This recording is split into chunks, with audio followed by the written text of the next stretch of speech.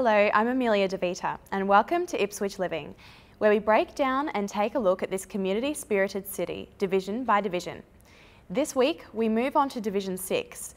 Division 6 is on the north side of Ipswich.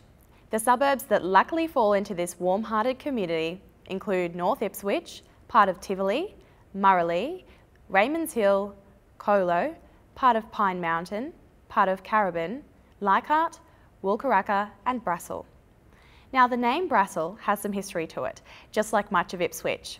An earlier surveyor, James Warner, gave Brassel its name but never noted its meaning or origin. But before that, it was known as Hungry Flats.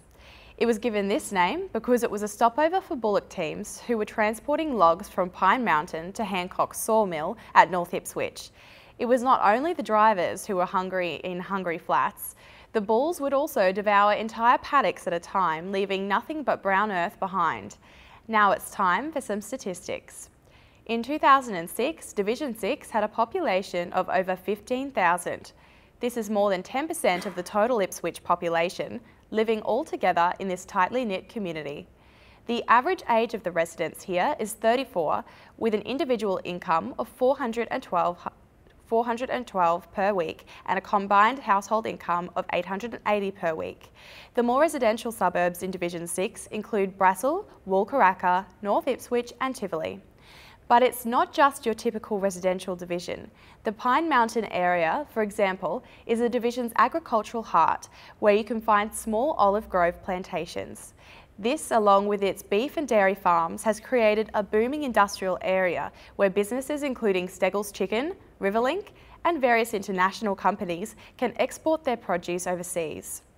This incredible slice of Ipswich is also home to community events such as the annual Christmas in the Park at Sutton's Park, attracting over 5,000 attendees each year. Other tourist attractions include the many heritage-listed sites and the birthplace of Queensland Rail, and of course the Workshops Rail Museum, where there's something for everyone. There you can see what it's like working in a rail workshop, learn what it's like as a blacksmith 100 years ago, or even take a ride on the resident steam train.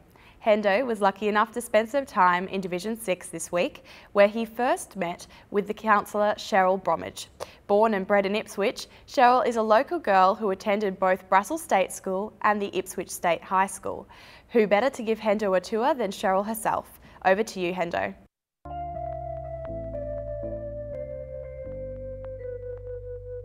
Hey, I'm Hendo. We're out here in Ipswich today. Division 6 is what we're looking at today. And I'm joined here with Cheryl Bromwich, Councillor. How are you going today? Hi, good Hendo. Hi everyone, welcome to Division 6. Now we've got a whole day to spend out here. What do you suggest that we do today? Well, there's a multitude of things that you can do. Of course, visiting the Rail Museum over at North Ipswich. It's won the Tourism Award for Australia for 3 times. And also having a look at the great history of rail here in Queensland that's on show. Also, there's a spot of shopping you could do at Riverlink Shopping Centre, and also the great parks that are here within Division 6. And also, what do you personally like about Division 6 out here? I love the community spirit that's here in Division 6. We all know each other. A lot of us have stayed in the area from going to school. We just have such a great community pride and we stick by each other here as well. And a lot of people might think that it's still underwater. It definitely isn't, is it? Definitely not underwater, and the people who got out and helped everybody during the floods was absolutely fantastic. And as you can see, you wouldn't even know that we had any flooding through the area at all. Of course. Now I just can't wait to go check it out. Let's go. Let's go.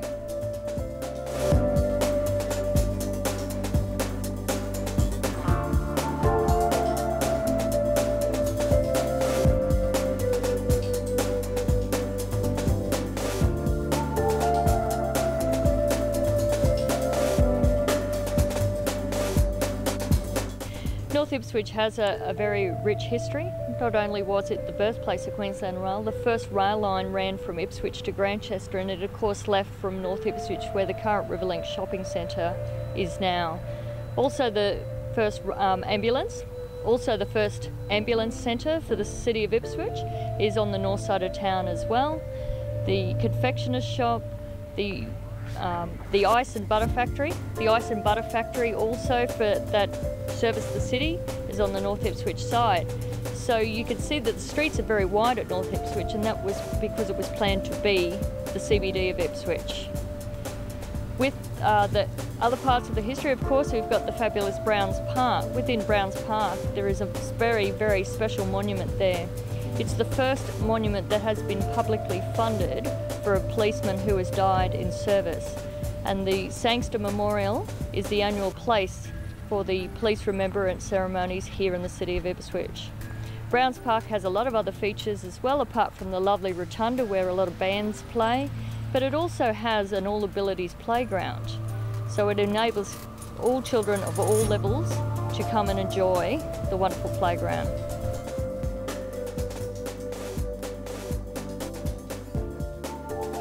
The Rail Museum itself, apart from being the birthplace of Queensland Rail, it was the biggest employer in the city. A lot of the cottages that are around there are the workers' cottages for the men that work there, and there's a lot of famous shots, and people remember that when the whistles went at 4:15 in the afternoon, that was to get ready before the workers all ran out and took to the street.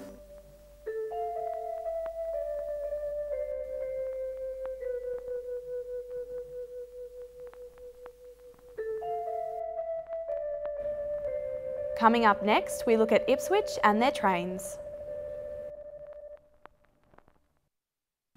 Welcome back to Ipswich Living. Before the break, Hendo was out with Councillor Bromwich, getting a feel for the community that is Division 6. We found out it has a beautiful landscape, free for anyone to enjoy, but what about tourism? Ipswich has a rich award-winning history.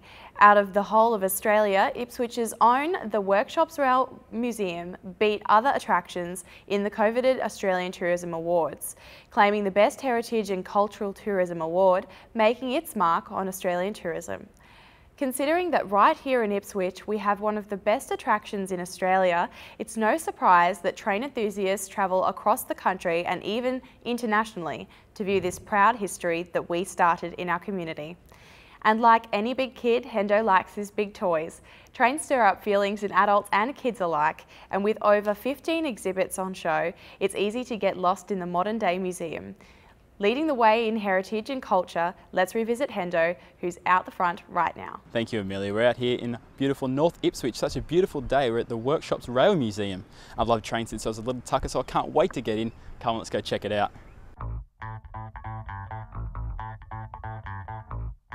And now we're inside. We're joined by Andrew Moritz, Museum Director. Andrew, what does your job entail? Yeah, look, I'm the director of the museum, so I get involved in ensuring our program for the year represents a great range of things to see and do as part of the museum. Also have overall responsibility for managing the budget and the staff that work here. So it's a great job. I certainly enjoy it immensely, and it certainly keeps me off the streets and out of mischief. What is your most favourite part of the job? Oh look, I think seeing the joy and delight on our visitors' faces when they come and discover something here at the museum. Certainly that ranges throughout the year from things like our Day Out with Thomas event, where there's lots of smaller children and families in discovering the world of trains and the world of Thomas. And when Thomas comes to life for a 4 or 5 year old, it's just magic.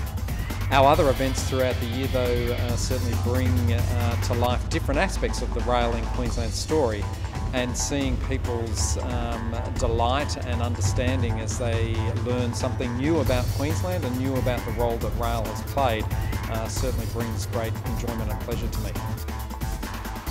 Now the kids, they must love it. They do. Certainly it's big loud fun in everything that we do, and our forthcoming school holiday program event, Build It, is a new event for us, and there'll be lots of construction and building of things, which of course is what this site is synonymous with in terms of building the railways and building the trains that travel throughout Queensland.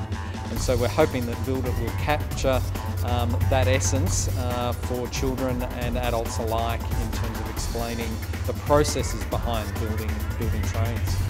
The adults must love it too, you know, the big kids. Yeah, look, there's a lot of reminiscing goes on here. Rail has been such a part of many people's lives.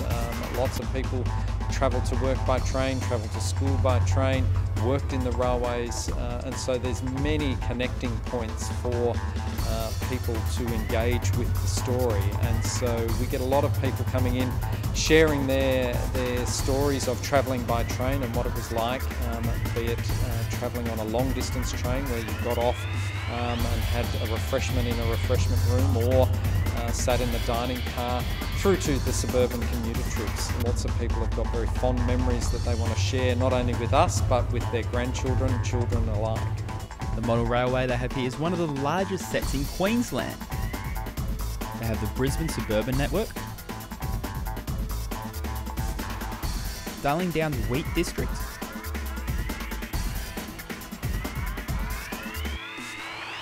and of course Outback Queensland.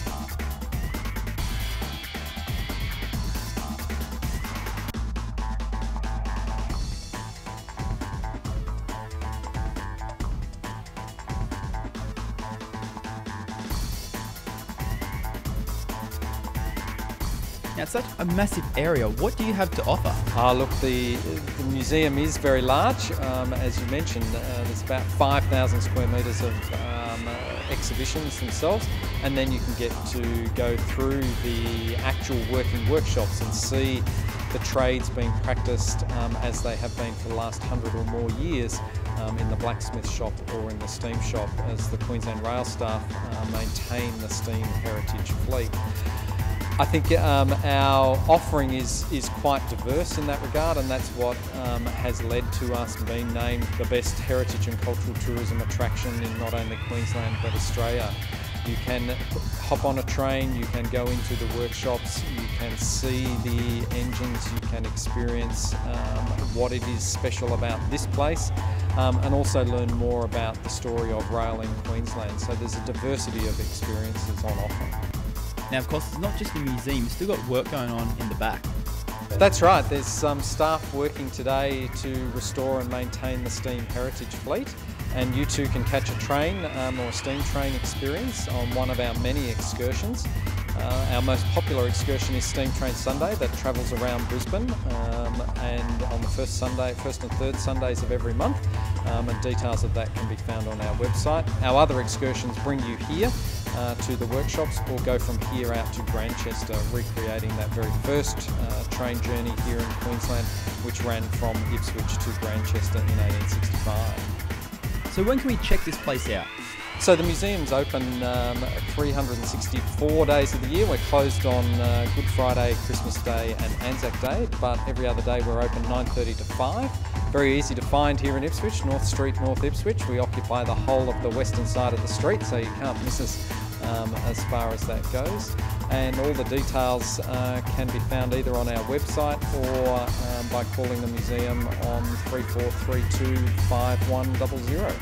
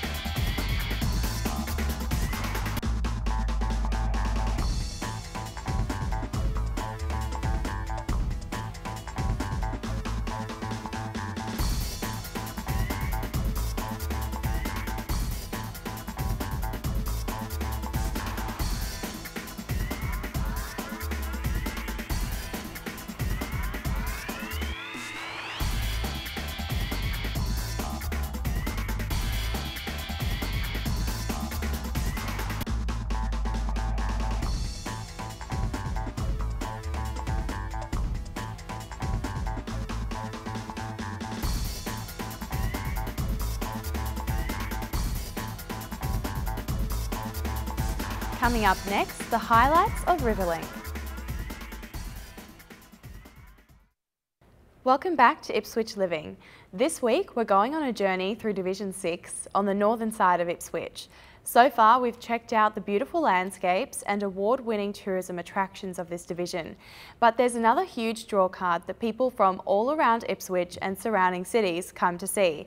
And as a girl, I can relate this: the shopping. I absolutely love shopping and I can get lost in the moment.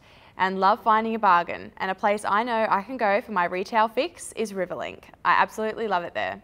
With 2,000 undercover car parking spaces and over 130 specialty stores, including Coles, Kmart, Target, Woolworths, Aldi, JB Hi-Fi, Best & Less, BCF, and a gym, and even a chemist, what more could you ask for?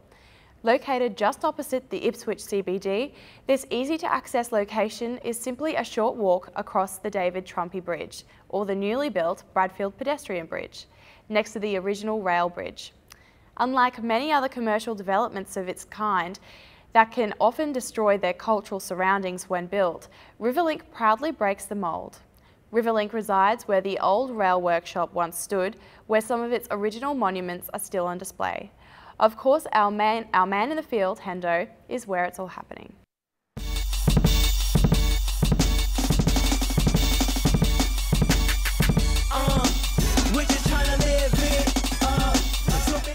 Thanks, Amelia. And now we're at the location where the original rail workshop was, and they've still got some of the parts still on display, so let's go check them out. Do it up and show me what's baby girl, just show me what's I'm just trying to get it while we living it, we building to the end, and now we do it like DMV Wood Bridge B. And now it's home for over 100 specialty stores. Riverlink Shopping Centre, conveniently located in North Ipswich. Graduated college, majored in high class, don't know my name, what? She's your late past the way that I dress is so proper. First suit I bought was Armani, no chopper. Been a good inside and now is how I was brought up. So when I go in the stores, everything just get bought up. We building monuments out of red cups, get it told up. Baby, what's up? How you doing? How's your night been? Hope you have enough space for me to put my... Riverlink, one of the great shopping destinations right here in Ipswich. We've seen the great parks, tourist attractions and shopping centres throughout the area, but of course Division 6 is a community where the history of its people is often as rich as its culture. Similarly to Councillor Bromwich, ex-Governor General Bill and Dallas Hayden also resided in Brassel for a very long time. Bert Ironmonger from Pine Mountain was at 45 years, 237 days, the fourth oldest cricketer to make a Test debut when he played against England in Brisbane in 1928. He later went on to make another 14 appearances for Australia, and in 2006 a park was named in his honour. Another local icon, Mrs. Weatherhog, was a former postmistress of the Brassel Post Office, where she took over from her mother, who only retired in her 90s 2 years ago. But no story is sadder than that of Constable James Sandster, who drowned in the Brisbane River trying to save a young family in 1893. Hendo has this story. In the 1893 floods, which were the outcome of the Mooloolah rainfall event, 35 people were killed. This was the highest record of rainfall in the southeast to that date. 1,715 mils of rain fell in 72 hours. The rain was the effect of 3 tropical cyclones that had converged on southeast Queensland and northern New South Wales.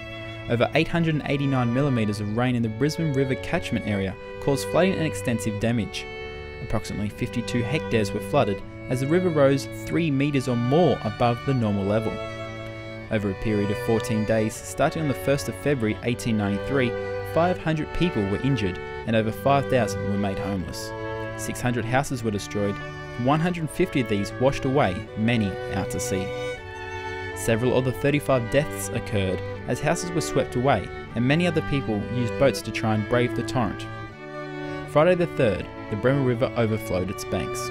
The water was reported to reach 2 metres in depth in Brisbane Street that night. About 10 kilometres from Ipswich, the Jackson family rested at Blackwall near Kaholo. The Brisbane River rose close to that home on the 4th of February. Mr. Jackson was an engine driver on the Ipswich line. He was at work at the time of the incident. Mrs. Jackson remained in the house with a farm worker and her children. They had planned to row boats to shore. The Jacksons' oldest daughter, Kate, who is described as an excellent swimmer and rower, manned the small boat. The plan was, Kate, after dropping her mother and one of her younger siblings to shore, would turn back for her other sibling. As the boat reached the riverbank, it overturned. Miss Jackson and her youngest daughter sought refuge in a tree. They were rescued by rail workers. Despite her swimming ability, Kate was not strong enough to hold on to the other 3 children. her 2 sisters, and a brother. All 4 drowned. These bodies were recovered the following Tuesday. Mary Jackson and John Rowe, the farm workers, remained in the house and fled to the roof as the water rose. The force of the water became so strong and the house was lifted from its foundations and carried downriver, where it crashed into a large tree. Both managed to climb onto the tree and avoid the rising water. Constable James Sagster arrived at the riverbank on horseback. There he met a rescue party with a boat. They attempted to reach the 2 children, but in the rushing waters and bad conditions, the boat became swamped. Sagster, who could not swim safely, reached the sapling. The other men swam safely to shore. Rescue attempts continued, however, the sapling snapped. Constable James Sagster disappeared from view. The onlookers were powerless to help. Mary Jackson and Joan Rowe remained in the tree for 22 hours until the water receded. They were rescued safely. The body of James Sagster was never recovered. Sagster had applied for admission into the Queensland Police Force on the 21st of May 1890 and was sworn in on the 1st of August 1890, aged 22 years. He had been living in the colony for 3 years, residing for some of that time in Charters Towers. Originally from Aberdeenshire in Scotland, he had no relatives in Queensland. He arrived in Ipswich in 1890 and was based at the North Ipswich Police Station. After the tragedy, members of the Jackson family decided to raise funds for public subscription to erect a memorial in Sagster's honour. A memorial fund committee was established to erect a monument in Browns Park, North Ipswich. The government continued £20 to the fund. The memorial, occupying a prominent position in Browns Park, was unveiled on Sunday the 7th of May 1898 at a well-attended ceremony and to the sounds of the Brisbane Police Band. The James Sagster Memorial is the only known monument in Queensland erected by public subscription to commemorate a police officer serving at the time of his death. The James Sagster Memorial is constructed of sandstone and stands 1.5 metres high. The memorial is capped by a broken obelisk, symbolising a life cut short. The plaque reads, erected by public subscription in memory of Constable James Sagster, who lost his life in a gallant attempt at rescuing the floodwaters of the Brisbane River on 5th of February 1893. The memorial fountain is distinctive as it provides a reminder of the impact of the 1893 floods and illustrates how one community worked through a grieving process after it was affected by one of the highest floods recorded in the colony to that date. That's all we have time for this week. If you need any more information about Division 6 or any other division, be sure to check out the Council's website www.ipswich.qld.gov.au, where you can also email the Councillor or Mayor with any questions you might have. More information about the Riverlink Shopping Centre can be found on their website www.riverlink.net.au, and information such as prices, opening hours and how to get to the Rail Museum can be found at www.theworkshops.qm.qld.gov.au. And lastly, make sure you check out our website www.ipswichliving.com.au for all the latest news and videos. We'll be back next week with another exciting episode of Ipswich Living, where we'll take a closer look at Division 7. Same time, same place. I hope you can join me, as I'll certainly be here. Hope you enjoy the rest of your night and have a safe week tonight. We'll leave you with some shots of the C-17 flying over Ipswich.